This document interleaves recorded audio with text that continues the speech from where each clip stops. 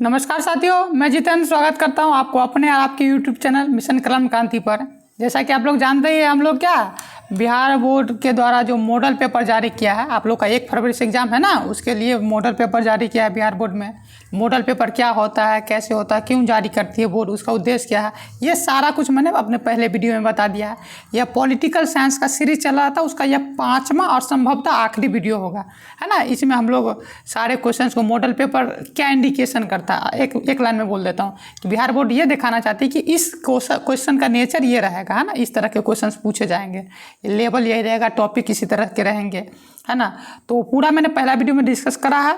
उसके अलावा और भी टॉपिक को प्रत्येक क्वेश्चन के माध्यम से मैंने उस टॉपिक को भी शॉर्टकट में डिस्कस करने का प्रयास किया है।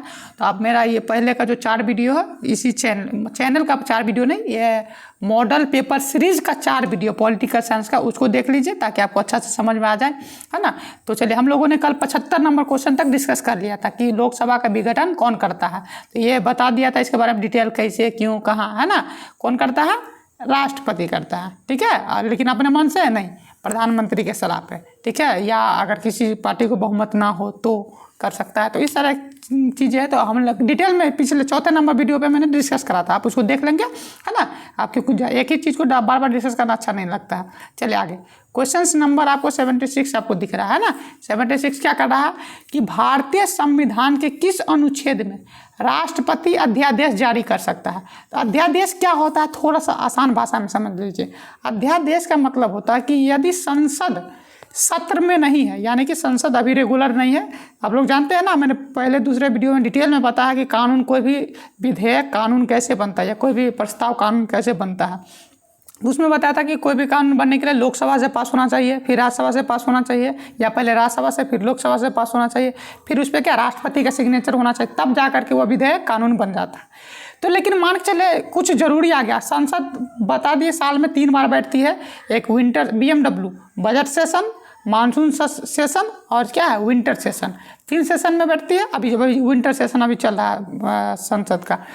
तो अगर संसद सत्र में नहीं है और कोई जरूरी कानून लागू करना है देश में, बहुत आवश्यक कोई कानून है, तो राष्ट्रपति एक अपना आदेश जारी कर देगा, ठीक है। वही क्या हो जाएगा, कानून के रूप में काम करेगा। तो वो आदेश किस अनुच्छेद के तहत उसको मिला पावर कि वो आदेश जारी कर सकता है जो कानून बन जाएगा? अनुच्छेद 127 के तहत। लेकिन इसमें शर्त है कि वो आदेश जारी कर दिया, लेकिन जब ये संसद का सत्र चालू होगा तो उस आदेश को, जो अभी कानून के रूप में कार्य कर रहा है, उसे लोकसभा और राज्यसभा से पास करवाना होगा। तभी जाकर के वो जो अध्यादेश था, जो एक सिंपल आदेश था, जो अध्यादेश जिसको कहते हैं, जो कानून के रूप में काम करता है, वह तभी कानून के रूप में आगे भी काम करेगा जब तक क्या लोकसभा और राज्यसभा उसको पास ना कर दे। अगर वो पास नहीं होता है तो जो अध्यादेश अभी कानून के रूप में पास काम कर रहा था वो रद्द हो जाएगा, कैंसिल आउट हो जाएगा, ठीक है। तो अनुच्छेद 127 के तहत राष्ट्रपति को ये पावर है कि वो एक कोई आदेश पारित कर देगा जो कानून के रूप में काम करेगा। कब तक? जब तक संसद का सत्र ना चलता हो तब तक। संसद का सत्र चलेगा तो फिर उसको लोकसभा से राज्यसभा से पास करवाना पड़ेगा, ठीक है। तो इस सिंपल भाषा में अध्यादेश क्या होता है मैंने ये भी बता दिया कि इस अनुच्छेद के तहत राष्ट्रपति जारी करता है, ये भी बता दिया, ठीक है। इसी को थोड़ा सा उलट दीजिए ना, 1 2 3, अगर याद नहीं हो तो अध्यादेश कैसे जाता है, अध्यादेश 1 2 3, अध्यादेश 1 2 3 याद हो जाएगा। लेकिन इसको उलट दो, 1 2 3 नहीं, 2 3 1 कर दे, तो ये तो राष्ट्रपति पूरे देश के लिए जारी करेगा। लेकिन प्रत्येक हमारे देश में 28 गो राज्य है, 28 गो राज्य में राज्य सरकारें भी अध्यादेश जारी करती है ना। तो राज्य का प्रमुख कौन होता है? राज्यपाल। तो जब विधानसभा अगर क्या हो, सत्र में ना हो और कोई उस राज्य में कोई जरूरी कानून पास करना हो, तो राज्यपाल अनुच्छेद 231 के तहत क्या कर सकती है, अपना विधेयक, मतलब अपना प्रस्ताव आदेश पारित करेगी, और वही क्या है, अध्यादेश कहलाएगा, जो कानून के रूप में काम करेगा। कब तक? जब तक विधानसभा सत्र में ना आ जाए। जब विधानसभा सत्र में आ जाएगी या विधान परिषद, तब जा कर के क्या होगा, वो विधानसभा और विधान परिषद से पारित करना होगा। जहां विधान परिषद है वहाँ, जहां विधान परिषद नहीं तो सिर्फ विधानसभा से पारित करवाना होगा उस विधेयक को, अध्यादेश को, तब जाकर वो कानून के रूप में आगे भी काम करेगी। तो ये राज्य के केस में बता दिया, ये अथी के केस में बता दिया, ठीक है। तो चलिए अपना हम लोग फिर अगला क्वेश्चन पर डिस्कस करते हैं, ठीक है। अगला क्वेश्चन क्या कहता है, देखिए, लोकसभा में सदस्य कितने वर्षों के लिए निर्वाचित होते हैं? तो जब मैंने लोकसभा राज्यसभा पढ़ाया था तब पूरा डिटेल में बता दिया था ना, इसी चैनल में, इसी सीरीज में, पॉलिटिकल साइंस में दूसरा या तीसरा वीडियो में डिटेल में दिया है। अगर आप लोगों ने वो नहीं देखा है तो रिक्वेस्ट करता हूँ, सजेस्ट करता हूँ, आप जा करके पहले वो 3-4 वीडियो देख लीजिए, फिर इसको देखिएगा तो आपको लगेगा अच्छा ये आप लोग, मैं क्या आंसर दूंगा, आप ही देंगे, क्योंकि वही चीज़ें सब रिपीट हो रही है थोड़ा बहुत चेंजेस के साथ, है ना। चलिए, तो लोकसभा के सदस्य कितने वर्ष के लिए निर्वाचित होते थे? आप लोग सिंपल भाषा में जानते हैं 5 वर्ष के लिए, है ना। और राज्यसभा के सदस्य 6 वर्ष के लिए निर्वाचित होते हैं। लोकसभा का कार्यकाल कितना वर्ष का होता है? 5 साल का होता है। राज्यसभा का अस्थायी होता है, राज्यसभा का कार्यकाल नहीं होता, मैंने बता दिया था ना उसमें कैसे क्या। राज्यसभा अस्थायी सदन है, लोकसभा अस्थायी सदन है, ठीक है।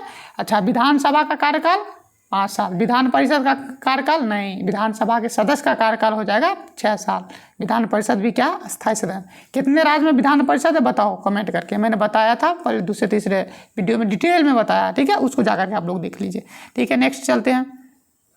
अच्छा, लोकसभा के प्रथम अध्यक्ष कौन थे? तो मैं जब लोकसभा बताया था टॉपिक के माध्यम से, उसमें भी मैंने बताया था ना कि लोकसभा में आपको सत्र होते हैं क्या, मतलब लोकसभा और राज्यसभा सभी में आप टाइम टू टाइम ना कि माननीय सदस्य आप बोलिए, माननीय सदस्य आप बोलिए, माननीय सदस्य आप बोलिए, बोलते हैं ना, ऊपर से जो एक व्यक्ति बैठा रहता है उसे क्या कहते हैं? लोकसभा अध्यक्ष। राज्यसभा में सभापति कहते हैं। तो लोकसभा का अध्यक्ष अभी कौन है बताओ? ओम बिरला जी है लोकसभा अध्यक्ष। लेकिन ये क्या पूछ रहा है, प्रथम अध्यक्ष कौन है? तो प्रथम लोकसभा कब बना था? 1952 में ही बना था। तो उसके अध्यक्ष कौन थे पहले? जीवी मावलंकर, ठीक है। लोकसभा के प्रथम अध्यक्ष कौन थे? जीवी मावलंकर, गणेश वासुदेव मावलंकर, ठीक है। चलिए, ऑप्शन भी देखो, जयप्रकाश नारायण, इनसे कुछ याद आ रहा है? संपूर्ण क्रांति, संपूर्ण क्रांति का नारा किसने दिया था? जयप्रकाश नारायण ने दिया था, ठीक है। तो कब? आपातकाल से संबंधित है 1975 में, है ना। इसके अलावा आपको ये भारत छोड़ो आंदोलन में भी काफ़ी एक्टिव रहे थे। खैर, इनके बारे में बहुत कुछ है, लेकिन आप लोग इतना ही अभी जानिए। अच्छा, भारत के चुनाव आयोग को किस सूची में रखा गया? चुनाव आयोग को किस सूची में रखा गया? तो आप जानते हैं ना, चुनाव आयोग, भारत का चुनाव आयोग, राज्य चुनाव आयोग भी होता है। तो चुनाव आयोग यानी चुनाव आयोग क्या होता है, कितना सदस्यीय बॉडी है, ये सब मैंने बता चुका हूँ उसमें पहले। चुनाव आयोग एक 3 सदस्यीय बॉडी है जिसका स्थापना 25 जनवरी 1950 को हुआ था। इसका काम क्या है? पूरे देश में लोकसभा का, विधानसभा का, राष्ट्रपति का, उपराष्ट्रपति का निष्पक्ष और स्वतंत्र चुनाव करवावे। 3 सदस्यीय बॉडी है, एक मुख्य चुनाव आयुक्त और 2 चुनाव आयुक्त होता है। तो वो चुनाव आयोग से संबंधित कोई कानून बनाना है तो क्या बनाएगी? राज्य सरकार बनाएगी। राज्य सूची का विषय है नहीं, कौन बनाएगी? केंद्र सरकार। तो केंद्र सरकार किस विषय पर कानून बना सकती है? संघ सूची के विषय पे, जिसको सेंट्रल लिस्ट कहते हैं, यूनियन लिस्ट कहते हैं, केंद्रीय सूची कहते हैं, ठीक है। समवर्ती सूची पे भी बना सकती है। तो इस पे कौन हो? राज्य सरकार भी बना सकती है, केंद्र सरकार भी बना सकती है। राज्य सूची पे कौन सरकार बनाएगी? राज्य सरकार, जैसे बिहार सरकार, यूपी सरकार, 28 राज्य ना, वो सब बना सकती है। तो हमारे संविधान के अनुसूची 7वीं अनुसूची में विषयों का वर्णन है, शक्तियों का विभाजन है, जिसमें 3 विषय दिया है। कौन? एक संघ सूची, राज्य सूची, समवर्ती सूची। संघ सूची में सिर्फ केंद्र सरकार कानून बना सकती है, राज्य सूची में सिर्फ राज्य सरकार, लेकिन जरूरत पड़ेगी अगर विधानसभा काम नहीं करेगी तो संसद यानी कि संघ सूची, केंद्र सरकार भी इस पर कानून बना सकती है। समवर्ती सूची में दोनों, केंद्र सरकार और राज्य सरकार दोनों कानून बना सकती है। लेकिन अगर दोनों एक के टॉपिक पे कानून बना दिया तो किसका चलेगा बताओ? कौन ताकतवर है अपने देश में? केंद्र सरकार, तो उसका चलेगा। चले, ठीक है। तो चुनाव आयोग के बारे में मैंने बता ही दिया था, पहले वीडियो में मैंने डिटेल से बताया है ना। अगर आप लोग नहीं देखे हैं तो उसको जा करके पहले आप डिटेल से देख लीजिए, है ना, जो कि काफ़ी आप लोग के लिए काफ़ी हेल्पफुल होगा, ठीक है। चलिए आगे चलते हैं नेक्स्ट क्वेश्चन पर।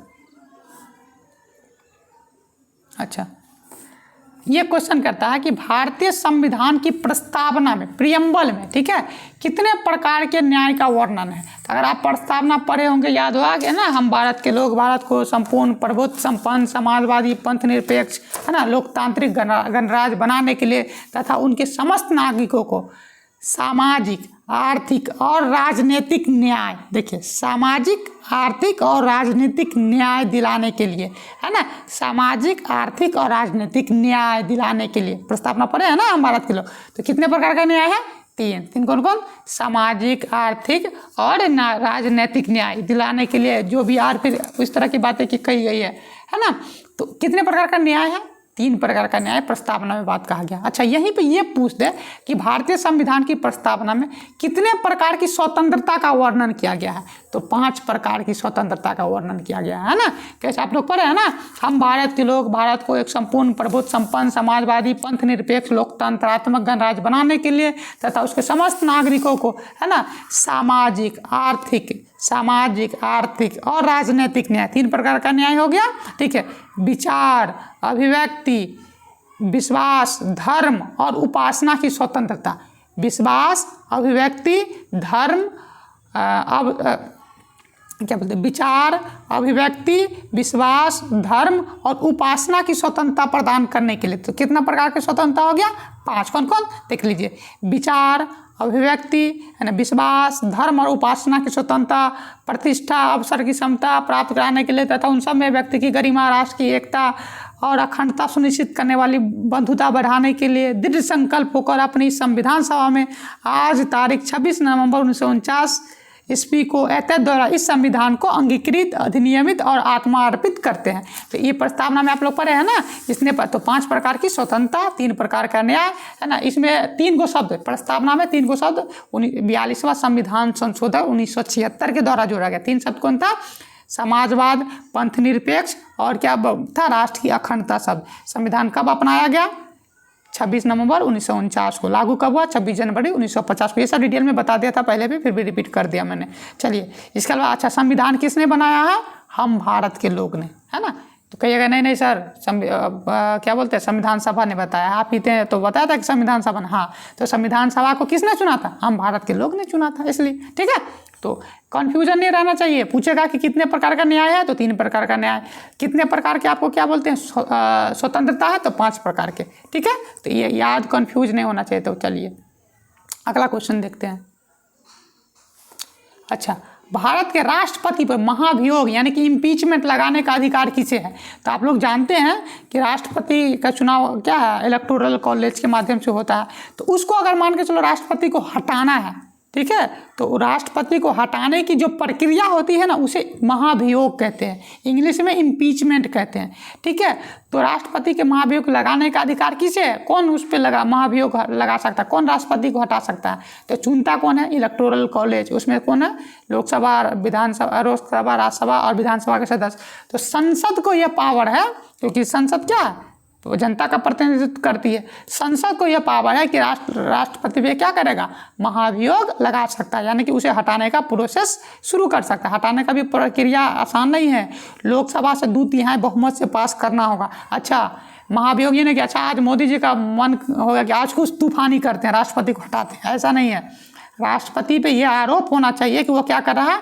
संविधान का अधिग्रहण कर रहा है, संविधान को अपने अंदर कर रहा है, संविधान के उलट जा कर के काम कर रहा है, ठीक है। तब ही उसी आरोप पे, केवल तब उसी आरोप पे आप महाभियोग राष्ट्रपति पे लगा सकते हैं। महाभियोग मतलब राष्ट्रपति को हटाने की प्रक्रिया।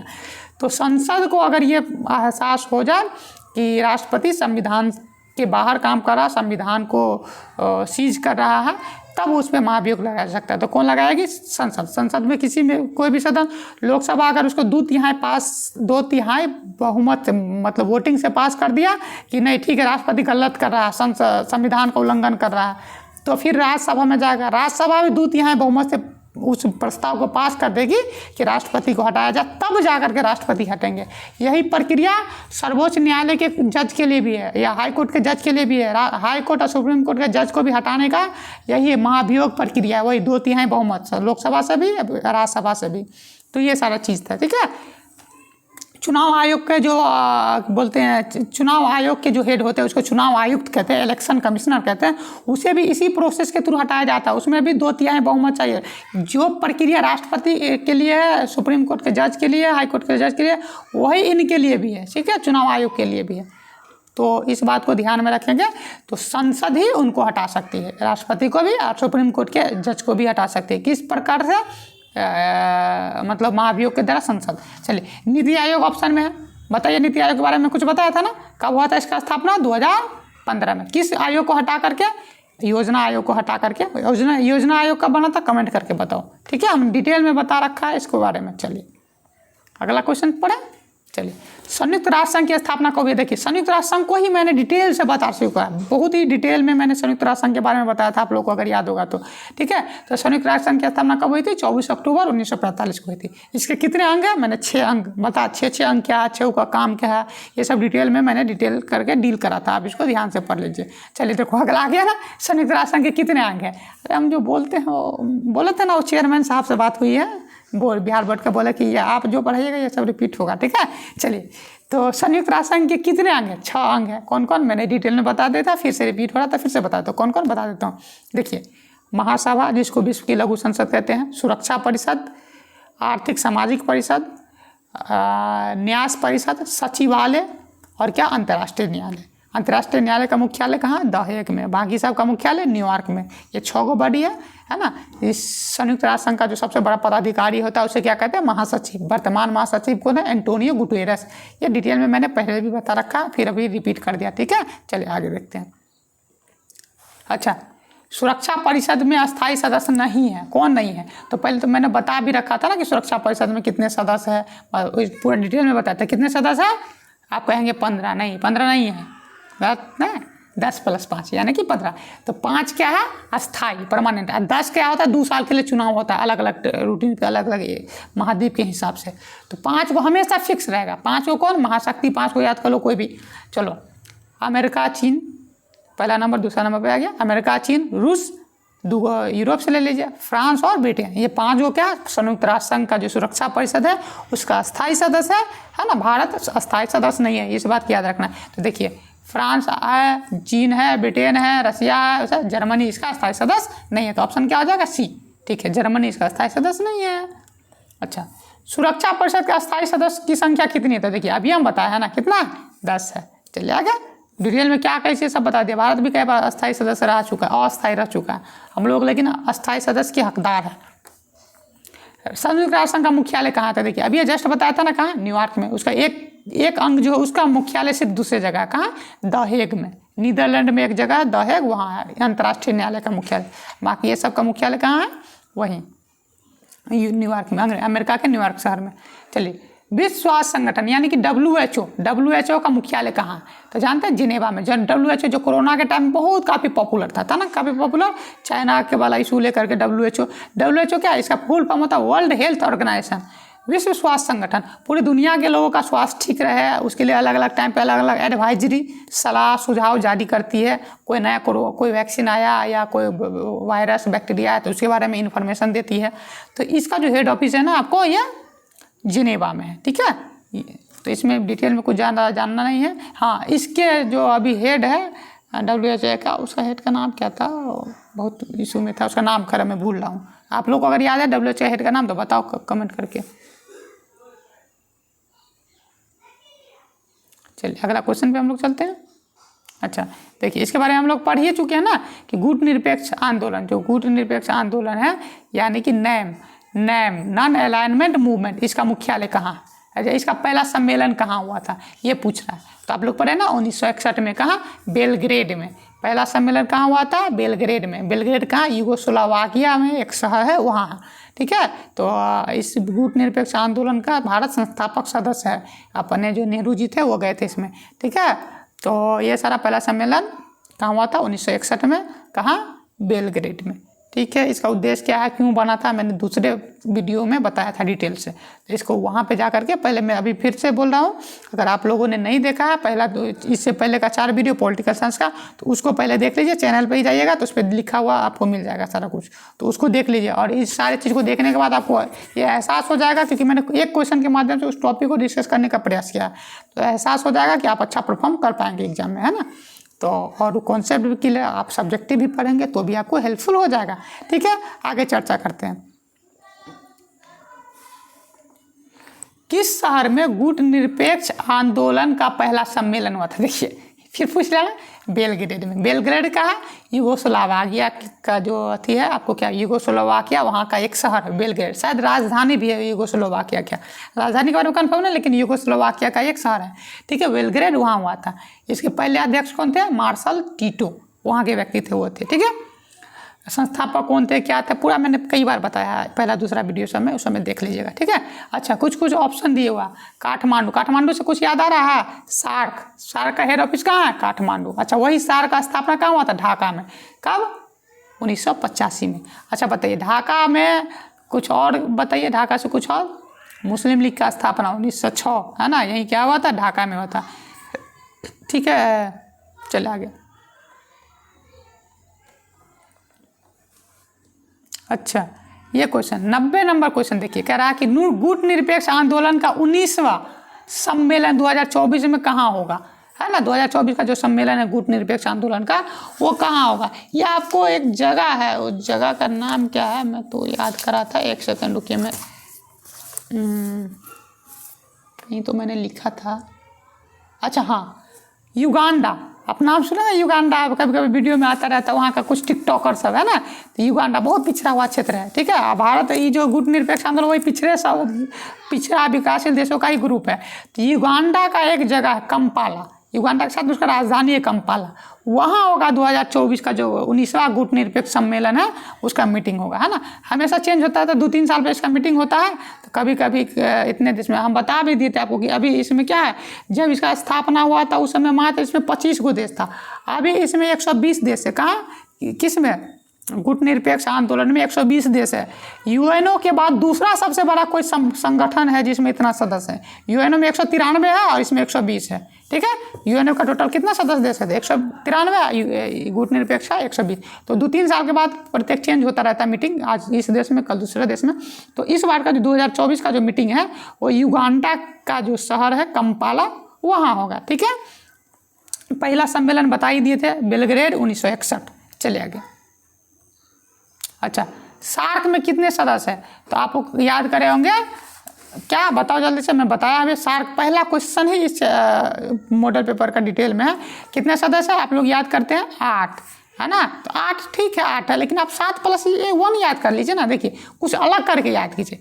एक कौन, एक क्यों करें, एक भारत, सार्क का सबसे बड़ा देश कौन है, भारत। अब भारत का 5 गो जमीन से सटा हुआ पड़ोसी और 2 गो समुद्र से सटा हुआ पड़ोसी, 7 गो वो सदस्य है, जिसमें जमीन से सटा हुआ पड़ोसी में 2 गो नहीं है, चाइना नहीं है और म्यांमार नहीं है इसमें शामिल, बाकी सब है। तो आपको अपने याद रहेगा, मैंने बता दिया था। बताओ सार्क की स्थापना कब हुई, 1985 में। कहाँ हुई, अभी पहले वीडियो में बताया था ना, कहाँ, ढाका में। इसका हेड ऑफिस कहाँ, मुख्यालय काठमांडू, नेपाल की राजधानी। कौन कौन सदस्य है, भारत के बगल में क्या, पाकिस्तान, अफगानिस्तान, है ना, नेपाल, भूटान, बांग्लादेश, फिर नीचे आ जाए श्रीलंका, फिर मालदीव, हो गया 7 और +1 भारत, है ना। तो ये सारी चीज़ें हैं, तो आपको इस तरह से रिलेट करके याद लीजिए। अगर यहीं पे रहे कि दक्षिण, ये आसियान है ना, ये पूछ दे कि आसियान में कितने देश हैं, है ना। तो आसियान का फुल फॉर्म होता है दक्षिण association of south east nation, दक्षिण पूर्वी एशियाई देशों का संगठन। उसमें कितने देश है, 10 देश है। भारत आसियान का देश सदस्य नहीं है, याद करेंगे, भारत के पूर्व में है ये देश, ठीक है। इंडोनेशिया, फिलीपींस, है ना, म्यांमार, ये सब उसका सदस्य, ठीक है। चलिए आगे। क्वेश्चन नंबर सार्क, देखिए सार्क में 8 देश है, उसका अंतिम सदस्य कौन बना था, तो 2007 में अफगानिस्तान जो है आपको क्या, सार्क का सदस्य बना था, ठीक है। कोई इशू, चलिए सार्क के देख लिए। पूछा ना हमारा कहाँ स्थापना किस वर्ष हुई थी, मैंने अभी बता दिया 1985 में। कहाँ हुई थी, क्यों हुई थी, कब, कैसे, क्या उद्देश्य, सब मैंने पहला वीडियो में डिटेल से बताया। सार्क को ही हमको लगता है 5 मिनट हम बोले होंगे, पहला वीडियो के पहला नंबर क्वेश्चन में इस मॉडल सेट का, तो डिटेल में देख लेंगे, ठीक है। चले आते हैं। बिहार विधानसभा में कितने सदस्य, तो आप लोग जानते हैं 243, है ना। पूरा डिटेल में मैंने पहले भी बता रखा है, डिटेल से वो सब वीडियो जा करके देखो, है ना। बिहार विधानसभा में कितने सदस्य, 243। लोकसभा में कितने सदस्य टोटल, 543। लोकसभा में बिहार से कितने सदस्य, 40। अच्छा, राज्यसभा में टोटल कितने सदस्य अभी वर्तमान में, 245। बिहार से कितने हैं, 16, ठीक है। तो ये सब पूछता है, याद रखना है ना।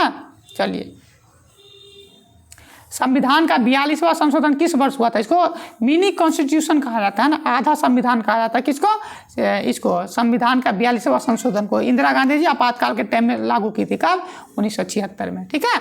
तो 1976 में 42वां संविधान संशोधन हुआ था, तो इस बात को याद रखना है, ठीक है। चलिए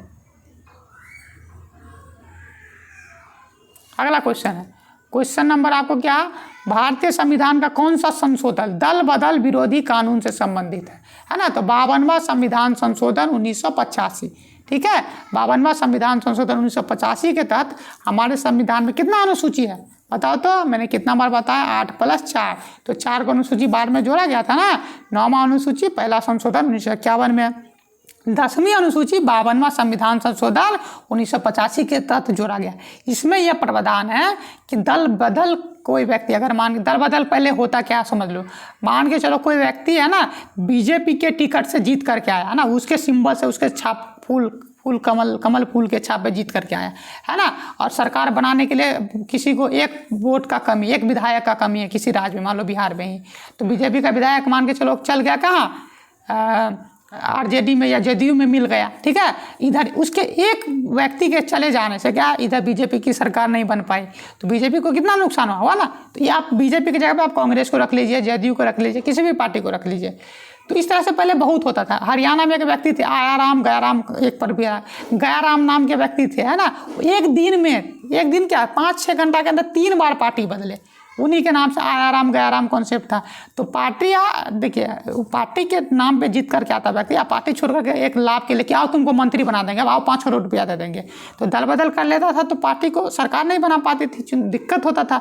10, 20, 50 लोग पार्टी छोड़ करके दूसरे में चले जाते थे, जो जिसको सरकार में होना चाहिए था। क्यों? कि हमको उसको मंत्री नहीं बनाया, उसको लाभ नहीं दिया, उसको पसंद का मंत्रालय नहीं दिया, इसलिए उसके लोग के नहीं, इस तरह कर लेकर के तो जा करके इस समस्या से निपटने के लिए आपको 52वां संविधान संशोधन 1985 किया गया। संविधान में 10वीं अनुसूची जोड़ा गया। इसके तहत कहा गया कि कोई भी व्यक्ति जिस पार्टी के सिंबल से चुनाव जीत करके आया है उस पार्टी को छोड़ करके दूसरे पार्टी में अगर शामिल होता है या उस पार्टी के खिलाफ में जाकर के वोटिंग करता है तो उस व्यक्ति का सांसदीय या विधायकी जो भी है सदस्यता रद्द कर दी जाएगी, छीन ली जाएगी, है ना।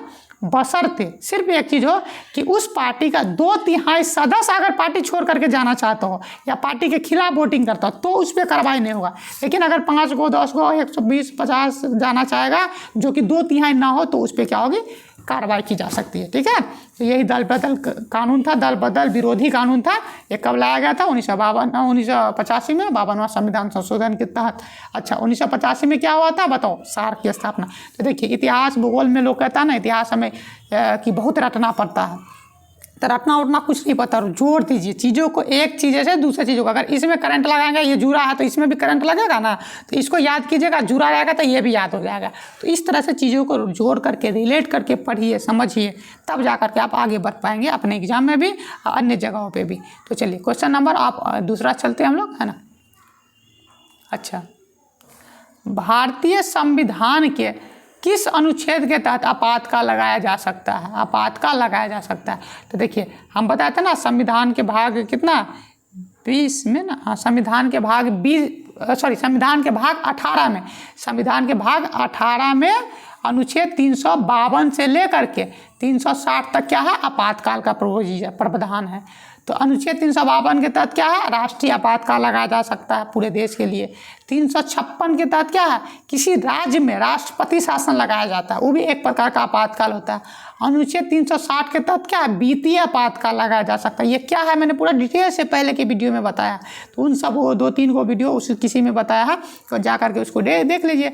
तो किस अनुच्छेद के तहत आपातकाल लगाया जाएगा, तो अनुच्छेद 352 के तहत, ठीक है। अगर राष्ट्रपति शासन यहीं पे पूछा तो 356, वित्तीय आपातकाल 360। अच्छा तो वित्तीय आपातकाल क्या एक बार भी देश में लगा है? कितने बार लगा? एक बार भी नहीं लगा। राष्ट्रपति शासन कितना बार लगा? आपातकाल भी इंदिरा गांधी जी लगाई थी 352 मतलब 1975 में। चलिए अगला क्वेश्चन चलते हैं। अच्छा क्वेश्चन नंबर क्या है 98, किस अनुच्छेद में जीवन का अधिकार संबंधित है? तो ये मौलिक अधिकार 6 है ना, 6 मौलिक अधिकार में जो दूसरा नंबर का मौलिक अधिकार है स्वतंत्रता का अधिकार, 19 से लेकर के 22 तक, आर्टिकल 19 से 22 तक है ना स्वतंत्रता का अधिकार, 19 से 22 तक। उसी में जो आर्टिकल नंबर 21 है उसी में जीवन जीने का अधिकार संबंधित है, ठीक है। तो यहाँ पे आएगा ऑप्शन, तो देख लिया आगे ऑप्शन, अनुच्छेद 21 में जीवन जीने का अधिकार है, ठीक है। अनुच्छेद 14 में क्या है, अच्छा पूरा मौलिक अधिकार ही मैंने दूसरा नंबर के वीडियो में डिटेल से बताया, तो जा करके आप उसको देख लो अगर इसको नहीं देखा है तो। अगर याद नहीं आ रहा है तो अगर देख लिए तो दोबारा देखो, है ना, क्योंकि मौलिक अधिकार बहुत पॉपुलर टॉपिक है, इसे क्वेश्चन किसी भी हालत में रहेगा ही, ठीक है। चलिए अनुच्छेद 14 क्या, कानून के समक्ष समानता, है ना। 14 15 लिंग, धर्म, जाति इस सब के आधार पर किसी से भेदभाव नहीं किया जाएगा। 18 में क्या है, उपाधियों का अंत, किसी व्यक्ति को सर, टाइटल ये सब नहीं मिलेगा, सारी चीज़ें हैं। चलिए डिटेल में बताया है मैंने, उसको पहले जा करके देख लीजिए।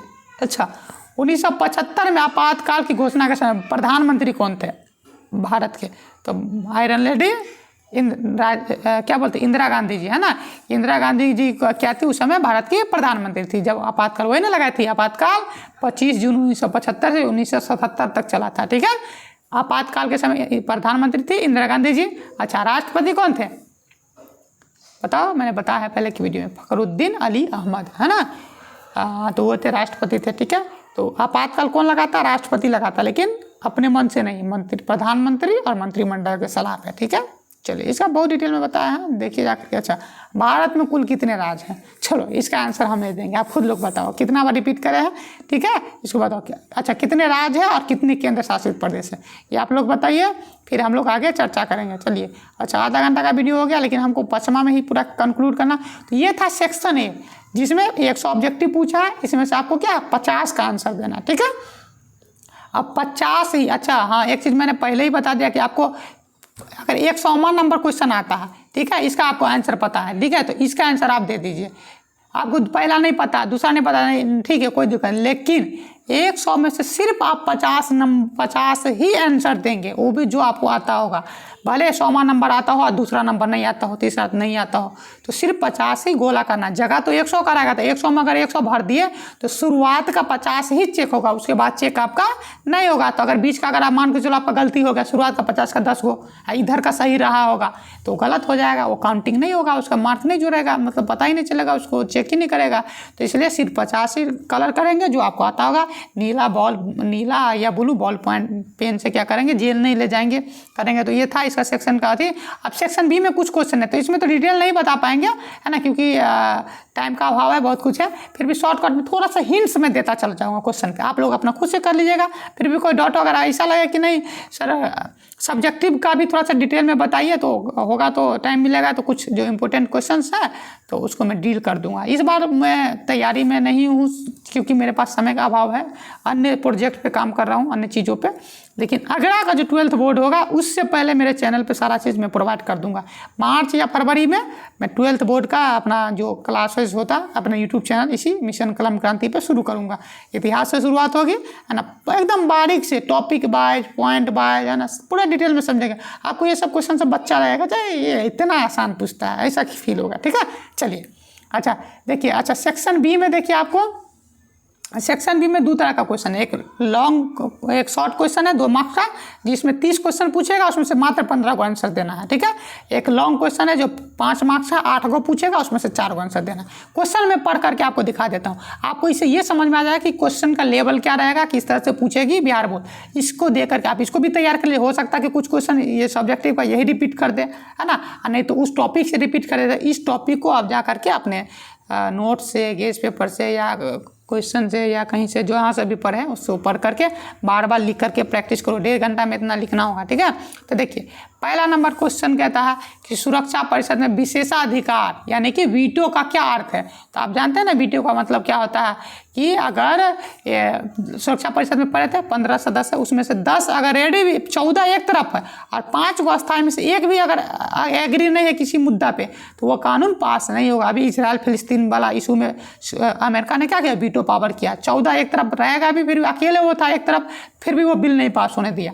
तो वीटो पावर वो होता है। पूरा क्या डिटेल में बताया था, आप देखिए समझ लीजिए शॉर्टकट में। आप एक सिंपल गूगल सर्च भी करेंगे तो इसका आंसर आ जाएगा। तो उसको बढ़िया से फ्रेम कर लो, अपने बात उसको समझ लीजिए। हम भी समझा रहे हो अलग अलग आसान भाषा में, आप कहीं से भी समझ लीजिए, नेट से समझ लीजिए, और उसको परिभाषा को कहीं से ले लीजिए और आसान भाषा में, अपना भाषा में 3-4 लाइन में आराम से लिख लीजिए, ठीक है। अच्छा हाँ, ये आपको 40 से 50 वर्ड में ही आंसर देना है, इससे ज़्यादा वर्ड में आपको आंसर नहीं देना है, ठीक है। 2 मार्क्स का क्वेश्चन, नहीं कि पेज भर देना। तो पेज भरोगे कुछ भी लिख करके तो कुछ भी वाला नंबर मिल जाएगा। मैंने पहला वीडियो में डिटेल से बताया था कि क्या करना है, गेम करना कैसे करना है ना, उसको पहले देख लो अगर नहीं देखें तो। चलिए, विश्व व्यापार संगठन के क्या उद्देश्य है, 2 उद्देश्य। तो आप पता है ना WTO, वर्ल्ड ट्रेड ऑर्गेनाइजेशन, इसकी स्थापना 1 जनवरी 1995 में हुई थी। इससे पहले इसको किस नाम से जाना जाता था, GATT, general agreement on trade and tariff, इसके नाम से आता था। तो वर्ल्ड ट्रेड ऑर्गेनाइजेशन का क्या उद्देश्य है, उद्देश्य तो बहुत सारा है, तो उसमें से आपको 2 लिख दीजिएगा। ये है क्या, एक अंतर्राष्ट्रीय संगठन है जिसका उद्देश्य है कि सारे दुनिया के लोग क्या है मिल करके एक दूसरे का सहयोग करके व्यापार करें। और इसमें इस बात का भी ध्यान रखें कि जो पहले से विकसित देश है, जो अभी अभी नया नया आज़ाद हुआ या व्यापार के क्षेत्र में उतना अनुभव ही नहीं है या पिछड़ा हुआ देश है, तो उसको अलग अलग क्या है सहायता दिया जाए, प्रिविलेज दिया जाए, सुविधा दिया जाए, है ना। तो ये सब बहुत सारा चीज़ है। तो इसका 2 उद्देश्य लिख लीजिएगा, आराम से गूगल सर्च करोगे सिंपल मिल जाएगा, या आपके गेस पेपर या नोट्स में होगा उसको पढ़ लीजिएगा, है ना। चलिए अगला कि नक्सलवाद के किन्हीं 2 कारण को बताइए। तो नक्सलवाद आप जानते हैं कि पश्चिम बंगाल के नक्सलबाड़ी नाम की जगह से शुरू होता है, एक आंदोलन था। ये बेसिकली क्या था, जमींदारों के शोषण के विरुद्ध एक आंदोलन था, सशस्त्र आंदोलन था। कम्युनिस्ट पार्टी का जो एक्सट्रीमिस्ट विंग था, माओवादी जो बाद में फिर बन जाता है, तो वो सब शुरू किया था। बहुत सारा कारण था, एक था जमींदारों द्वारा शोषण, है ना, जमीन का कुछ लोगों तक ही निश्चित पहुंच, सामाजिक असंतोष, राजनीतिक असंतोष, बहुत सारा कारण था। आप लोगों ने अगर पढ़ा होगा टॉपिक को तो सिंपल गूगल सर्च कीजिए, मिल जाएगा, आराम से लिखो अपना भाषा में पढ़ करके समझ करके, ठीक है, लिखना है। चलिए अगला, अविश्वास प्रस्ताव से आप क्या समझते हैं। कितना सिंपल क्वेश्चन है कि सरकार बनाने के लिए क्या चाहिए, बहुमत चाहिए। बहुमत मतलब कुल सीट जितना निर्वाचन होना उसका आधा + 1। जैसे कि लोकसभा में 543 सीट है अभी वर्तमान में, तो इसका आधा करेंगे ना, तो आधा करेंगे तो कितना आ जाएगा, 2 दूनी 4, आधा + 1, ठीक है। आधा करेंगे तो क्या हो जाएगा, 2 दूनी 4, 2 सत्ते 14, 2 एका 2, 10.5, ठीक है, 271 यानी कि 272। तो 273 सीट क्या है अभी वर्तमान में हमारे देश में क्या है, बहुमत। किसी भी व्यक्ति को प्रधानमंत्री बनने के लिए 273 सांसदों का क्या चाहिए, सपोर्ट चाहिए, समर्थन चाहिए, वोट चाहिए। तो अभी मोदी जी के पास तो अपना ही बीजेपी का ही 303 है, इसलिए पीएम है। अगर मान के चलिए लगे कि उनका सांसद कुछ इधर उधर हो गया या उनके पास, तो ये सब होता 73 को दूसरा पार्टी सबका मिला करके सरकार बनाना होता, वो 73 अपना सपोर्ट खींच लेता। तो संसद में क्या उसको उनको प्रूव करना होता कि हमारे पास बहुमत है। अगर बहुमत नहीं है, 273 से कम हो तो सरकार गिर जाएगी। तो यही क्या होता है, अविश्वास प्रस्ताव। अविश्वास प्रस्ताव किसी सरकार के जो वर्तमान में सत्ताधारी सरकार है उसके खिलाफ लाया जाता है, ठीक है। पूरा डिटेल में समझ में आ गया होगा। डिटेल में हल्का शॉर्टकट में, इतना लंबा करेंगे तो वीडियो लंबा चल जाएगा, मैं उतना जाने नहीं दूंगा, ठीक है, क्योंकि क्वेश्चन बहुत है, एक एक करके चलते हैं, ठीक है। गुट निरपेक्ष आंदोलन की 2 उपलब्धि बताया। देखिए गुट निरपेक्ष आंदोलन के बारे में डिटेल से हम लोगों ने पढ़ा है ना, तो क्या है, कैसे, क्यों है, तो इसको उपलब्धि बताना है ना। किसी गुट में नहीं शामिल हुआ तो पूछ के आराम से समझ लेते क्या है, किसने स्थापना किया था। पूरा ये 4-5 वीडियो में मैंने कई बार चर्चा कर दिया, तो इसको देख लीजिए। सार्क के पक्ष में 2 तर्क दीजिए। देखिए सार्क की स्थापना क्या है, उसका उद्देश्य क्या है, क्या उद्देश्य उसने पाया, उसके बारे में 2 पक्ष, 2 बात लिख दीजिए, ठीक है। भारतीय राजनीति में क्षेत्रीय दलों की क्या भूमिका। क्षेत्रीय दल समझ, वर्तमान राष्ट्रीय दल, पार्टी भी कई तरह के होता है, राष्ट्रीय दल, क्षेत्रीय दल, है ना। तो राष्ट्रीय दल अभी वर्तमान में कौन है, 5 ही है ना, हाँ 5। कौन कौन, 2 बार का जानते, कांग्रेस पार्टी, भाजपा, अभी आम आदमी नया राष्ट्रीय पार्टी बना, सीपीआई ने, सीपीएम 4 हो गया, एक साथ बहुजन समाजवादी पार्टी। ये 5 पार्टी हो गया, क्या राष्ट्रीय पार्टी है।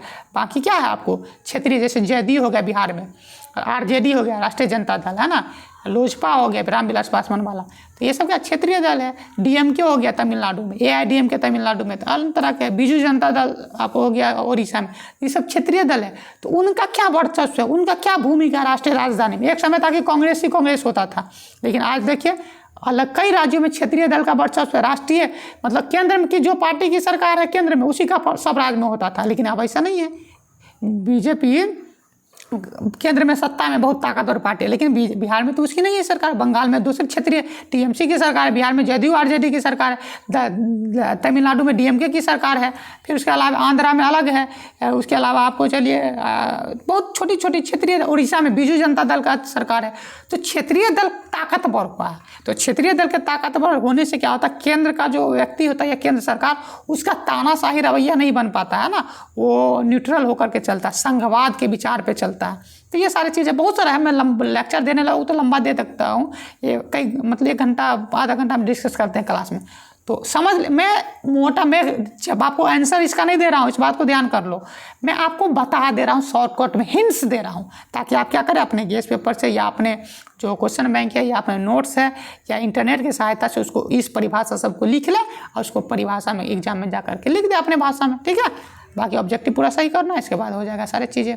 चलिए अगला है भारतीय संविधान में दिए गए स्वतंत्रता के मौलिक अधिकारों की 2 विशेषता बताएं। तो बताया था ना, मौलिक अधिकार का 2 विशेषता, मौलिक अधिकार 6 है, उसमें स्वतंत्रता का अधिकार है। स्वतंत्रता का अधिकार आर्टिकल 19 से 22 तक है, उसमें भी स्वतंत्रता के अधिकार 19 में भी 6 प्रकार के हैं। तो पूरा डिटेल में बताया था। तो स्वतंत्रता के मौलिक अधिकार की 2 विशेषता लिखना है। तो क्या क्या विशेषता है जाकर के लिखिए। भारत में चुनाव आयोग के 2 कार्यों का वर्णन कीजिए। तो बता तो दिए थे ना, चुनाव आयोग का काम क्या है, निष्पक्ष और स्वतंत्र चुनाव करवाना, समय समय पे क्या वोटर लिस्ट जारी करना, नए मतदाताओं को जोड़ना, बहुत सारा काम है। इसमें से कोई 2 काम लिख लीजिए, है ना। पूरे डिटेल में मैंने चुनाव आयोग ये सब टॉपिक को चर्चा किया, किस अनुच्छेद में, किस आर्टिकल में, ये सब किस भाग में, ये सब चर्चा किया। तो वीडियो पूरा देख लीजिएगा तो ये सब डील हो जाएगा, ठीक है। चलिए, राज्यसभा की 2 विशिष्ट शक्तियाँ बताइए, स्पेशल पावर बताइए। राज्यसभा, लोकसभा, राज्यसभा क्या होता है, क्यों होता है, कैसे क्या, सारा बता चुका हूँ ये 4-5 वीडियो में, ठीक है। तो 2 स्पेशल पावर है। तो राज्य सूची के विषय पे कानून बनाना होगा तो राज्यसभा की सहमति बहुत आवश्यक है ना। तो ये है। इसके अलावा राज्य से संबंधित कोई प्रावधान या बदलाव करना तो राज्यसभा की सहमति बहुत आवश्यक है। और भी कई तरह के पावर है, लोकसभा उसमें महत्वहीन हो जाता है। तो ये सारी चीज़ें इसको देख लीजिए, है ना। चलिए, मानवाधिकारों पर संक्षिप्त टिप्पणी लिखिए, समझे। तो मानवाधिकार, ह्यूमन राइट्स क्या होता है, ह्यूमन राइट दिवस 10 दिसंबर को मनाया जाता है। मतलब अगर हम इंसान हैं तो इंसान के रूप में क्या, जीवन जीने का अधिकार, सम्मानपूर्वक जीने का अधिकार, स्वच्छता का अधिकार, स्वास्थ्य का अधिकार, शिक्षा का अधिकार, ये सारी चीज़ें क्या मतलब व्यक्ति को मिलना चाहिए। जो जीवन जीने के लिए एक आदर्श सम्मानजनक जीवन जीने के लिए जो चीज़ आवश्यक है वो सब मिले, वो सब मानव अधिकार में आता है। मानव अधिकार मौलिक अधिकार से बड़ा हो जाता है। अपराधी का भी मानव अधिकार होता है ना। इसलिए मुझको कभी कभी दिक्कत होता है मानवाधिकार से। तो हमको पीजी में चुनना था कि मानवाधिकार लेना या मीडिया लेना है, तो हम मीडिया ले लिए। के बाद मानवाधिकार नहीं लेंगे, तुम अपराधी कसाब वो सब का भी मानवाधिकार डिस्कस करते रहते हो, है ना। खैर चलिए, है ना। हालांकि हमको पढ़ना तो है ही, पढ़ा फिर एक अलग विषय लेकर के मैंने पढ़ा था। चलिए, भारत के प्रधानमंत्री के किन्हीं 2 शक्तियों का वर्णन करें। भारत का प्रधानमंत्री बहुत ताकतवर होता है, उसको 2 पावर बताना। तो बहुत सारा पावर है। लोकसभा को भंग करने का सिफारिश दे सकता है, सरकार का गठन कर सकता है, मंत्रिमंडल का गठन करेगा, किसको रखना है मंत्री में, बाहर करना, और भी कई प्रकार के निर्णय। लोकसभा का नेता होता है, बहुत सारा पावर होता है। तो उसमें से 2 कोई लिख लीजिए, है ना। संयुक्त राष्ट्र संघ के 2 उद्देश्य बताइए, है ना। यूएनओ, इसका स्थापना कैसे किया, सब बता चुका हूँ, है ना। तो इसके जो है 2 मुख्य उद्देश्य क्या जानते हैं। एक तो आसान भाषा में वैश्विक शांति बनाए रखना, दुनिया शांति से चले, तृतीय विशुद्ध ना होने देना, है ना। तो ये भी उसका 2 उद्देश्य में लिख सकते हैं। और भी बहुत सारा उद्देश्य है। आप एक बार गूगल सर्च कर लो, सिंपल मिल जाएगा। उसमें से 2-3 अपने मन से लिख लो, आसान भाषा में अपना भाषा में कन्वर्ट करके उसको लिख लीजिए, ठीक है। भारत के संदर्भ में सहयोगी संघवाद क्या है। संघवाद का मतलब होता है केंद्र राज्य संबंध। तो भारत सरकार और राज्य सरकार, जैसे बिहार सरकार, यूपी सरकार का भारत सरकार से किस प्रकार का संबंध रहे, सहयोगात्मक रहे, तो उसे क्या कहेंगे। मतलब कि भारत राज्य सरकार भी केंद्र सरकार को सहयोग करे शासन व्यवस्था चलाने में, और केंद्र सरकार तानाशाह के रूप में नहीं, एक सहयोगी के रूप में राज्यों के सरकार के बीच क्या है पेश आवे, उसके साथ मतलब बातचीत करे, वार्तालाप करे, पेश आए, ना कि और अपने मैटर में जो राज्य का विषय है उसको राज्य के लिए ही रहने दे, उसके मैटर में इंटरफेरेंस ना करे। ये सारी चीज़ें हैं, डिटेल में इसमें तो अभी नहीं बोल सकते हैं। चले आगे, तो समझ में आ गया।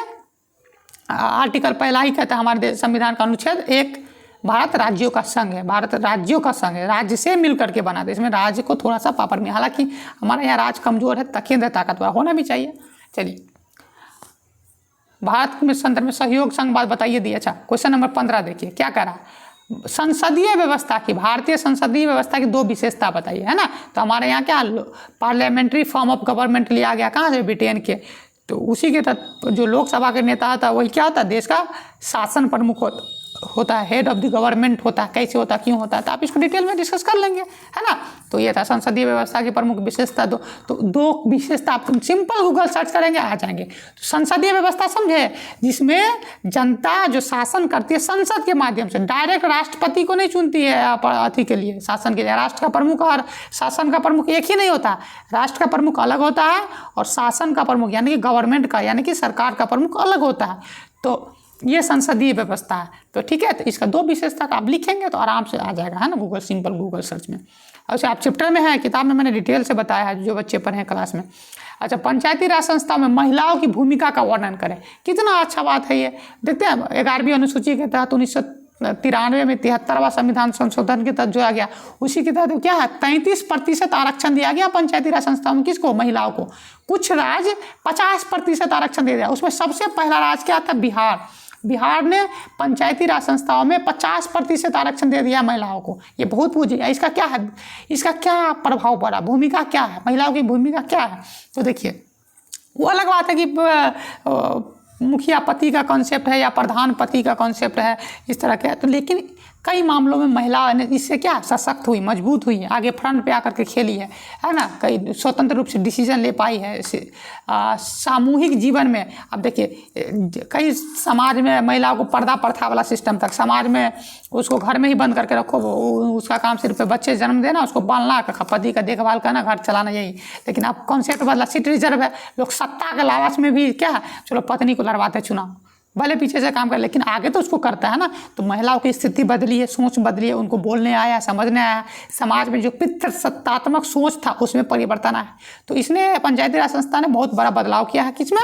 आपको महिलाओं की भूमिका में उनका रोल एक लीडर के रूप में डेवलप हुआ है। तो बहुत सारा कहानी किस्सा है, तो आप इसको डिटेल में लिखिए एक अति करके, ठीक है। क्वेश्चन है, राजतंत्र और गणतंत्र में क्या अंतर? सिंपल है, राजतंत्र जहाँ राजा का शासन हो, है ना, राजतंत्र कहते हैं। गणतंत्र या इसमें जहाँ जो राजा शासक, देश का प्रमुख या शासन का प्रमुख जो हो, वंशानुगत हो। वंशानुगत मतलब यानी कि मान के चलो मैं भारत का राजा हूँ, तो अगला राजा कौन बनेगा? मेरा बेटा बनेगा, फिर उसका बेटा बनेगा, उसका बेटा बनेगा, इस तरह से। तो क्या हो गया? राजतंत्र होगा। गणतंत्र क्या होता है? उसमें हेड ऑफ द नेशन, राष्ट्र का प्रमुख का चुनाव होता है, इलेक्शन होता है। यानी कि जैसे कि हमारे देश के प्रधानमंत्री राष्ट्रपति थे कौन? इससे पहले रामनाथ कोविंद थे।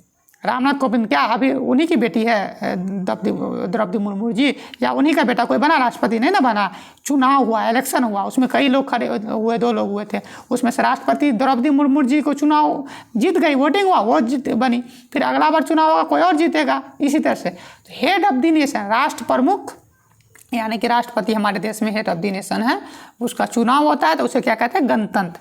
तो लोकतंत्र क्या होता है? जहाँ जनता का शासन हो, यानी कि शासन का प्रमुख अगर जनता के द्वारा चुना हो तो वो लोकतंत्र। और हेड ऑफ द नेशन, राष्ट्र का प्रमुख भी अगर जनता के द्वारा चुना जाता हो तो वो क्या कहलाता है? गणतंत्र। तो भारत एक लोकतांत्रिक गणतंत्र है, यानी कि हमारे देश में शासन का प्रमुख का भी क्या होता है? चुनाव होता है, इलेक्शन होता है। और राष्ट्र का प्रमुख जो कि हमारे यहाँ राष्ट्रपति होता है, उसका भी चुनाव होता है। अगर आप इंग्लैंड में चले जाइए, ब्रिटेन में चले जाइए, तो वो क्या है? लोकतांत्रिक देश तो है, वहाँ head of the government sir प्रधानमंत्री वहाँ भी है, उसका चुनाव होता है। लेकिन हेड ऑफ द नेशन यानी कि राष्ट्र का प्रमुख वहाँ राजा या रानी होता है। तभी रानी थी 75 सालों से, वो मरी है, तभी उसका बेटा बना, चार्ल्स द्वितीय है कि पंचम है, वो बना है। तो इसी तरह से राजतंत्र गणतंत्र। कहानी कितना लंबा बताते ना, इसमें से आप परिभाषा अपने हिसाब से लेकर आओ। चलो आगे देखिए, भारत और चीन युद्ध 1962 के युद्ध में किन्हीं 2 परिणाम बताइए। भारत का चीन युद्ध जानते हैं कि क्या हुआ था? 1962 में हुआ था, हम लोग हार गए थे। उसके बाद कई परिणाम होंगे, भारत का हार हुई थी, भारत ने अक्साई चीन वाला क्षेत्र कब्जा लिया था, और भी कई सारी चीज़ें हुई थी। तिब्बत पे दावा ठोका, लद्दाख वाला क्षेत्र पे दावा ठोका, और भी कई, अभी लद्दाख का भी कुछ क्षेत्र कब्जाया हुआ है।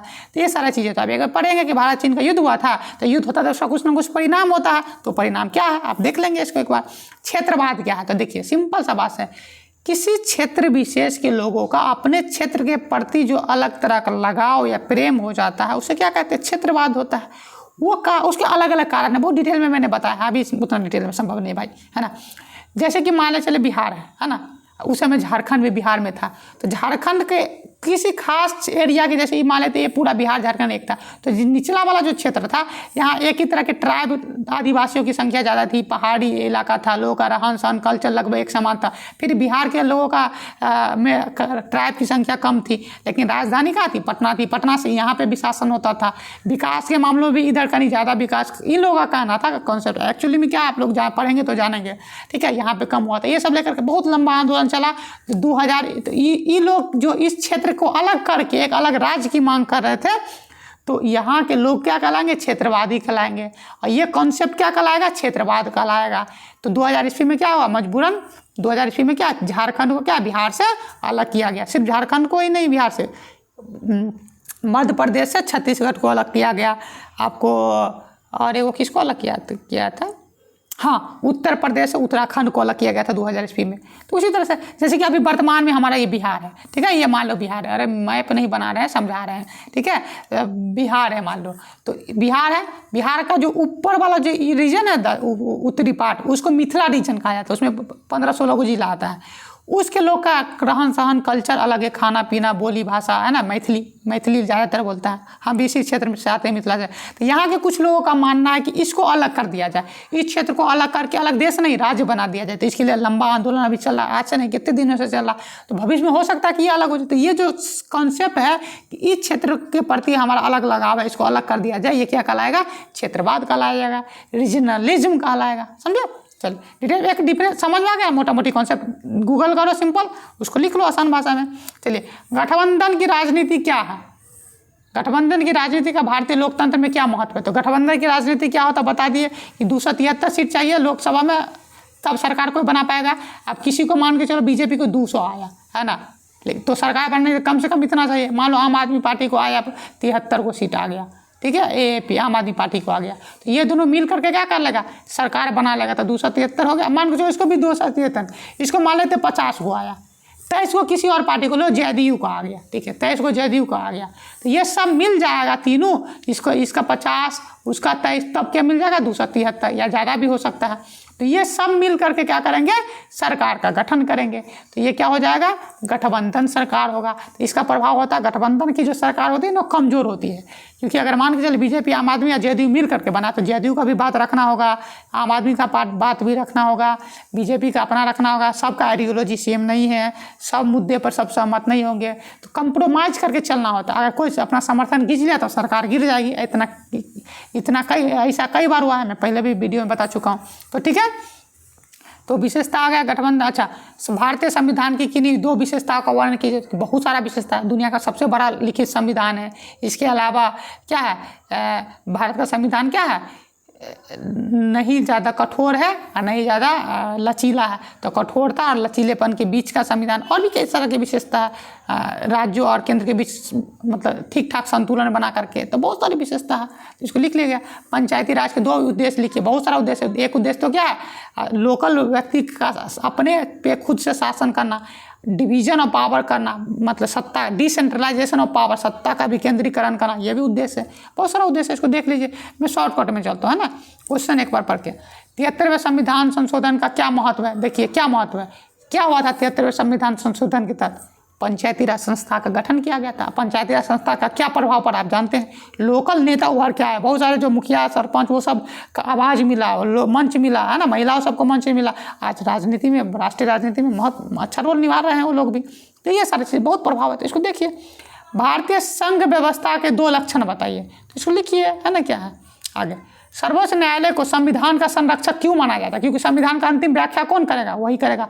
जुडिशियल रिव्यू, न्यायिक पुनर्विलोकन का पावर किसके पास है, सुप्रीम कोर्ट के पास है, इसलिए कहा जाता है। और भी कई सारी चीज़ें। जुडिशियल रिव्यू क्या होता है मैंने बता दिया, पहले के वीडियो में जा करके देख लीजिए। लोकसभा को वित्तीय शक्ति पर संक्षिप्त टिप्पणी लिखी, है ना। कोई जो धन विधेयक है आपको लोकसभा में ही पेश किया जाता है ना। लोकसभा ही पास कर देगी तो पास, राज्यसभा करे ना करे उसको कोई फर्क नहीं होता। तो उसको क्यों ताकत दिया गया, तो ये उसी पे लिखिए, क्योंकि लोकसभा का जनता का प्रतिनिधि है। पैसा किसी का है, मोदी जी का है, जनता का ना जी। चलो, संविधान में देखिए किन्हीं 2 मौलिक कर्तव्यों को बताइए। ये 11 को मौलिक कर्तव्य है ना, उसमें से 2 को बताओ। जैसे राष्ट्र प्रेम की भावना रखना, राष्ट्रीय आदर्शों के प्रति सम्मान रखना, शिक्षा का अधिकार है, इसके अलावा जो स्वतंत्रता सेनानी थे उनके प्रति सम्मान का भाव रखना। तो टोटल 11 को है। राष्ट्रीय ध्वज का सम्मान करना, सब क्या है, मौलिक अधिकार है, 11 है। कब जोड़ा गया था, 1976 में, स्वर्ण सिंह समिति की सिफारिश पे, ठीक है, 42वां संशोधन के तहत। तो 51A में है इसका वर्णन, 4A भाग 4A में पूरा देख लीजिए। चलिए, भारतीय संविधान के प्रस्तावना का क्या महत्व है ना। प्रस्तावना बेसिकली क्या, संविधान का दर्पण है, इंट्रोडक्शन है संविधान का। उसमें सारा कुछ समाजवाद, गणतंत्र, लोकतंत्र सारा कुछ आ गया, है ना। समता, समानता, धार्मिक विश्वास, क्या क्या नहीं है पूरा, है ना। तो पूरे डिटेल में मैंने प्रस्तावना पढ़ करके भी सुना दिया था। तो भारतीय राष्ट्रपति को वीटो शक्ति पर एक संक्षिप्त टिप्पणी लिखिए। तो देखिए, वीटो शक्ति आप क्या बोले हैं, खाली वही 5 को अस्थायी सदस्य सुरक्षा परिषद को नहीं, हमारे राष्ट्रपति को भी है ना, पॉकेट वीटो उसको कहते हैं। मान के चलिए हम क्या बोले थे कि लोकसभा से कोई कानून पास होकर कहाँ जाएगा, राज्यसभा में जाएगा, ठीक है। राज्यसभा भी पास कर दिया, तो राष्ट्रपति के पास गया और साइन करेंगे तब जा करके कानून बनेगा। लेकिन राष्ट्रपति को लगा कि कानून ठीक नहीं है, तो वो कह दिया कि भाई इस पर पुनर्विचार करो, लोकसभा राज्यसभा फिर से सोचो और फिर बताओ। फिर लोकसभा राज्यसभा उसी कानून को पास करके भेज दिया। तो इस बार मजबूरी हो जाएगा राष्ट्रपति को उस पर साइन, भले वो कानून अच्छा हो ना हो, उसको पसंद हो ना हो, साइन करना ही पड़ेगा, ठीक है। लेकिन लोकसभा और राज्यसभा मान के चलो कानून पास करके भेजा, ठीक है, कोई कानून पास करके लोकसभा भेज दिया, राज्यसभा भेज दिया, राष्ट्रपति के पास साइन के बाद, और राष्ट्रपति उस पर साइन नहीं करा, नहीं हाँ करा, नहीं करा, अपने पास उसको अपने पॉकेट में चुपचाप रख लिया। तो वो कानून तब तक नहीं बनेगा जब तक राष्ट्रपति उस पर साइन नहीं करेंगे। और राष्ट्रपति जब ही उसको वापस भेजेंगे तो संसद उसको फिर से भेज देगी, तो राष्ट्रपति को साइन करना मजबूरी हो जाएगा। लेकिन वो भेजिए नहीं रहा, नहीं उस पर हाँ ना कह रहा, तो पॉकेट वीटो इसको कहते हैं, समझे, कि राष्ट्रपति किसी कानून की सहमति या तो बोले ना करे, ना हाँ करे, पुनर्विचार के लिए भी ना भेजे और नहीं उसको साइन करे, तो उसे कहते हैं पॉकेट वीटो। क्या कभी किसी ने यूज किया, किसी राष्ट्रपति ने? हाँ, भारत के पहले सिख राष्ट्रपति थे ज्ञानी जैल सिंह, वो इंडियन पोस्ट ऑफिस से रिलेटेड कोई एक्ट था, उस पर इन्होंने पॉकेट वीटो का प्रयोग किया था। तो आसान भाषा में देखो, हमको इतना डिटेल में बोलना नहीं था, लेकिन फिर भी इंट्रोडक्शन दे देते हैं, आप ढंग से पढ़ लीजिए, ठीक है। अच्छा, नीति निर्देशक तत्व को बताइए। तो संविधान के भाग 4 में 36 से लेकर के 51 तक क्या है? नीति निर्देशक। ये निर्देश देता है कि सरकार के पास जब संसाधन होगा, जब ताकत होगा, पैसा होगा, तब इन चीज़ों को लागू करेगा। उसी में आर्टिकल 44 में क्या है? समान नागरिक संहिता, यूनिफॉर्म सिविल कोड। ये पूछ सकता है क्योंकि अभी चर्चा में खूब है। मोदी जी हमको लगता है ये सरकार से पहले कहीं लाभ ही ना दे यूनिफॉर्म सिविल कोड 1924 के इलेक्शन से पहले। समान नागरिक संहिता जो था ये 24 में, उसी आर्टिकल 40 में शायद लिखल था पंचायती राज संस्था का गठन किया जाए, तो किया गया पंचायती राज संस्था का गठन। कब? ये कब वर्णन है? संविधान में ही वर्णन था, यानी कि 1950 से था, लेकिन पंचायती राज संस्था कब गठित की गई? 1993 में किया गया। तो ये सारे मतलब संवैधानिक रूप से, तो ये सारे चीज़ें हैं, तो पूरे डिटेल में बताइएगा। ये हाँ, इसमें जो चीज़ें दी गई है इसके लिए आप सुप्रीम कोर्ट नहीं जा सकते, लेकिन मौलिक अधिकार के लिए आप सुप्रीम कोर्ट, हाई कोर्ट जा सकते हैं। मैंने पहले बताया पुराने वीडियो में, उसको देखिए जा करके, ठीक है। 2 विशेषता बता दिए कि हाँ, 2 विशेषता क्या, इसको आप लागू नहीं करवा सकते हैं मौलिक अधिकार के तहत सुप्रीम कोर्ट को। जब सरकार के पास, ये सरकार की मर्जी पे डिपेंड करता है कि वो कब लावे, है ना, आपकी मर्जी पे नहीं, ठीक है। तो ये सारी चीज़ें आप देखिए, ग्रुप बी में ही लॉन्ग है, लॉन्ग 8 को क्वेश्चन है, उसमें से 4 को आपको आंसर देना, 5 मार्क्स का एक और रहेगा। तो पहला क्वेश्चन क्या है, अच्छा चलते हैं, ठीक है। अच्छा, 120 से लेकर के 140 वर्ड में लिखना है, यानी कि अगर एक पेज में आप 10 वर्ड लिखते हैं तो 12 से 15 लाइन में, मतलब एक लाइन में अगर 10 वर्ड लिखते हैं तो 15-20 लाइन में आप एक इसको आंसर आपको देना है। ज़्यादा लंबा बच्चे लोग क्या करते हैं, पेज भरने लगते हैं खूब, तो भाई पेज भरोगे तो पेज भरने वाला ही नंबर देगा। अब तो जो टॉपिक है उससे, टॉपिक से रिलेटेड जो मूल बात है उसी को लिखिए, समझे। पेज भर नहीं देना, कुछ कहानी, कुछ को देखते हैं कोई कहानी, गाना, गीत ये सब लिख देता था, उससे होता कुछ नहीं है, उसी आधार पर नंबर मिल जाता 0.5 इस तरह से करके। चलिए, अच्छा, भारत के प्रधानमंत्री के कार्य एवं शक्ति, देखिए लघु में भी पूछा था, अभी दीर्घ में भी पूछ रहा है। कार्य क्या, उसकी रिस्पॉन्सिबिलिटी क्या है, उसका पावर क्या, उसका आलोचनात्मक, हाँ इस बात को ध्यान रखना है, आलोचनात्मक, क्रिटिसाइज करना है, एकदम क्रिटिसाइज नहीं, उनको बताना कि राष्ट्रपति प्रधानमंत्री का ये पावर है, लेकिन ये ज़्यादा लग रहा है यहाँ पे, इस तरह से नहीं होना चाहिए था, इस तरह से, मतलब आलोचना, उनके पावर को बताना, लेकिन थोड़ा सा आपको आलोचनात्मक, उसके मतलब खिलाफ में थोड़ा सा होना है, एकदम से नहीं खिलाफ नहीं हो जाना है कि इसमें इतना पावर, जैसे कि लोकसभा को भंग कर देना।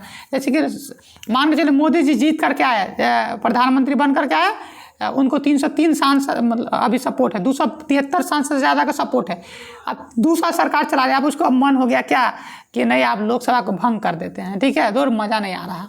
वो गए राष्ट्रपति को सलाह दिया कि लोकसभा को भंग कर दीजिए, और राष्ट्रपति को मजबूरी है, लोकसभा को भंग कर देंगे, क्योंकि प्रधानमंत्री ने, देखो ये पावर प्रधानमंत्री का कितना बड़ा है। प्रधानमंत्री क्या, उसको पूरे जनता ने डायरेक्ट नहीं चुना है, अपने लोकसभा संसद में 543 प्रतिनिधि को चुना है जनता ने, पूरे देश की जनता, उसमें से 273 से ज़्यादा का समर्थन उनको मिला है, तो प्रधानमंत्री है। और अपना गए आज कुछ तूफानी करते हैं, कर दिए, इस्तीफा दे दिए, तो पूरा सरकार है, लोकसभा फिर से चुनाव होगा, तो चुनाव करवाने कई हजार करोड़ का खर्चा होता है। वो खर्चा किसका, मोदी जी का थोड़ी जाएगा, देश की जनता का जाएगा। तो ये पावर क्या, उसका बायस पावर नहीं हुआ।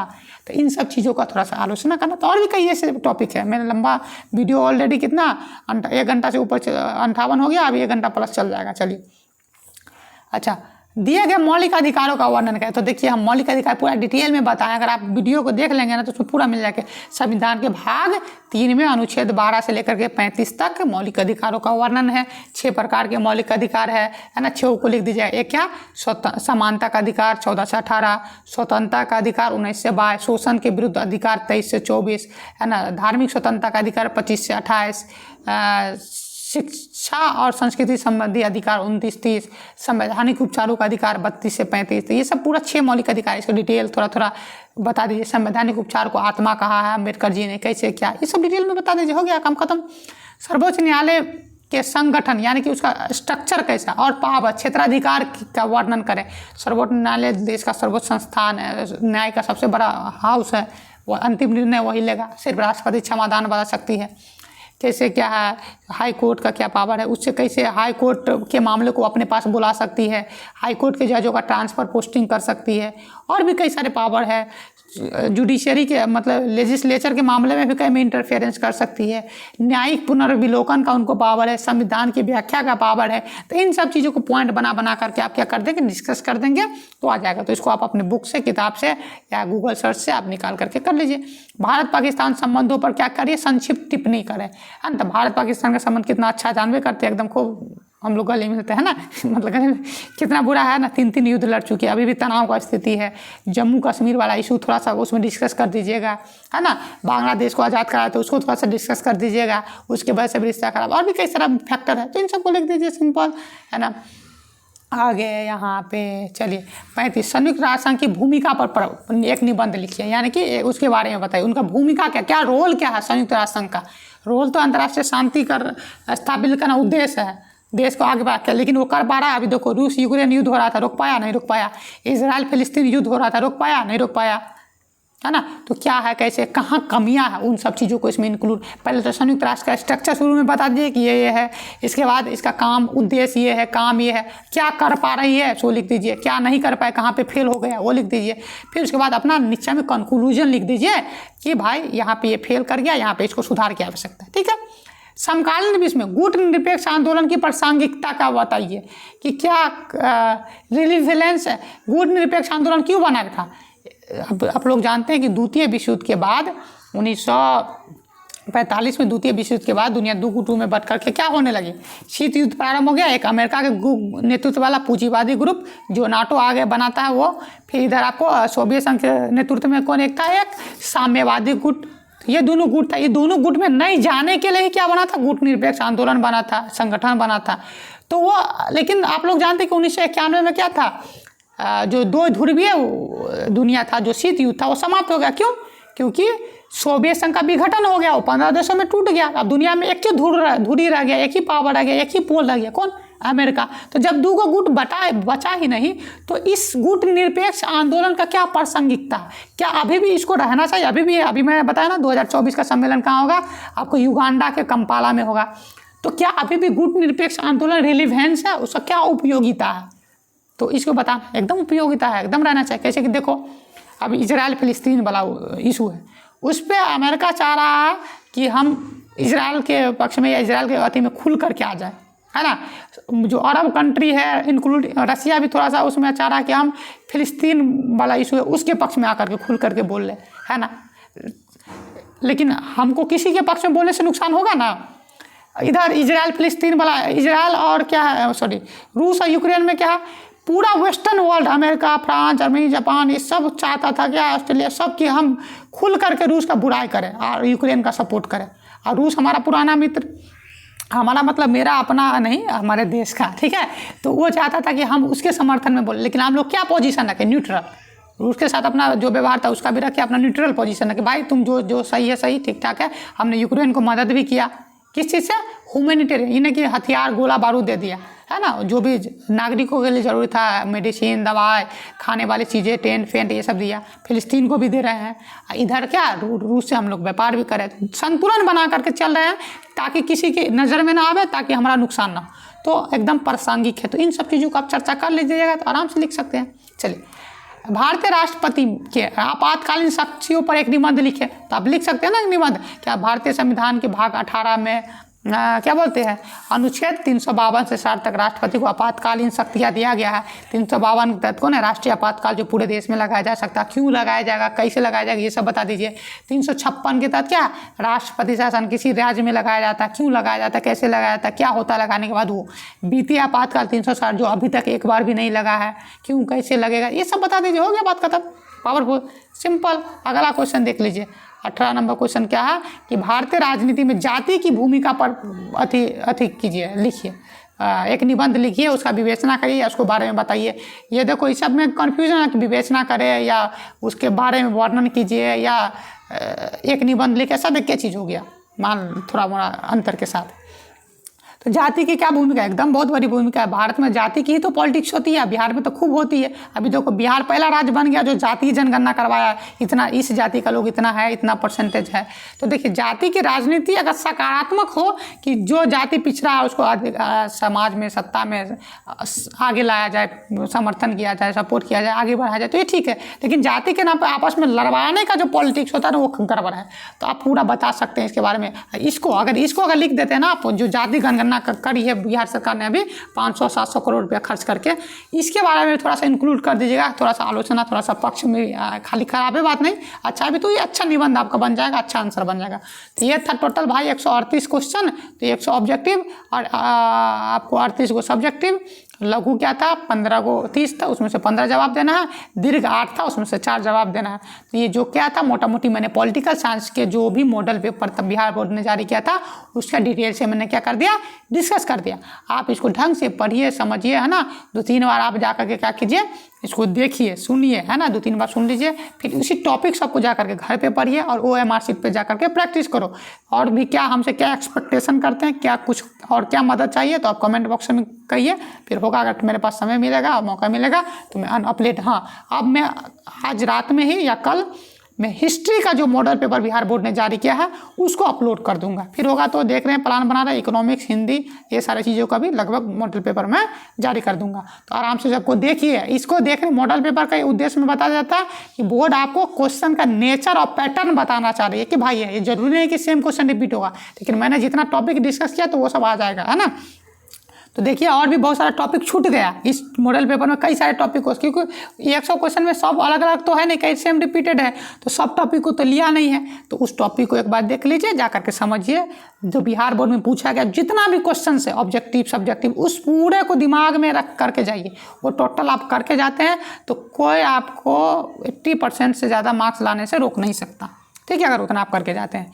तो चलिए इसको सुनिए, समझिए। और कोई दोस्त है आपका जो पॉलिटिकल साइंस से आपको एग्जाम दे रहा है तो उसको ये वीडियो सजेस्ट कर सकते हैं। आप किसी अपने कॉलेज ग्रुप में, दोस्तों के ग्रुप में डाल सकते हैं ताकि उन लोगों को भी लाभ मिल जाए। चलिए बहुत बहुत धन्यवाद। जा करके मन लगा करके पढ़िए, ठीक है।